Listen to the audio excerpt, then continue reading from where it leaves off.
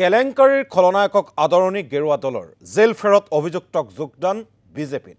ভূপেন বৰাৰ সৈতে বিজেপিত যোগদান কৰিলে SCRTৰ 105 কোটি টকীয়া কেলেংকাৰীৰ খলনায়ক অনুপ শইকীয়া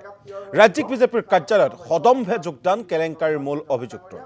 অনুপ শইকীয়াৰ সৈতে কেলেংকাৰীত নাম সাঙুৰ খাই কাৰাগাৰলৈ যাবলগীয়া হৈছিল দুই সাংবাদিক বিয়াগুম কেলেংকাৰীৰ গোচৰত দোষমুক্ত নোহোৱা অভিযুক্তকো ৰঙা দলিচা গেৰুৱা দলটোৰ আৰু সেই দৃশ্যাংশ আমি আপোনালোকক দেখুৱাইছো অনুপ শইকীয়া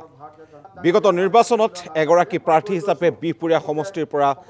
প্ৰতিদ্বন্দ্বিতাও কৰিছিল অন্য এটা দলৰ পৰা প্ৰতিদ্বন্দ্বিতাও কৰিছিল এগৰাকী অনুপ শইকীয়া তাৰ পাছতেই বিয়াগুম SCRT কেলেংকাৰীত নাম সাঙুৰ খাইছিল এইগৰাকী অনুপ শইকীয়া মূল অভিযুক্ত হিচাপে চিনাক্ত হৈছিল এইগৰাকী অনুপ শইকীয়া 105 কোটি টকীয়া সেই SCRT কেলেংকাৰীত নাম সাঙুৰ খোৱা এইজন অনুপ শইকীয়াই আজিৰ দিনটোত বিৰদৰ্পে দুখমুক্ত নোহোৱাকৈ সদম্ভে বিৰদৰ্পে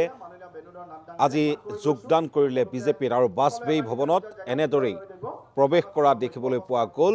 ভূপেন বৰাৰ সৈতে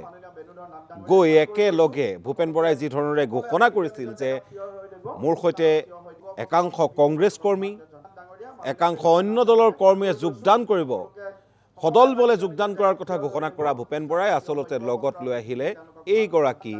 SCRT কেলেংকাৰীৰ মূল খলনায়ক অনুপ শইকীয়াকে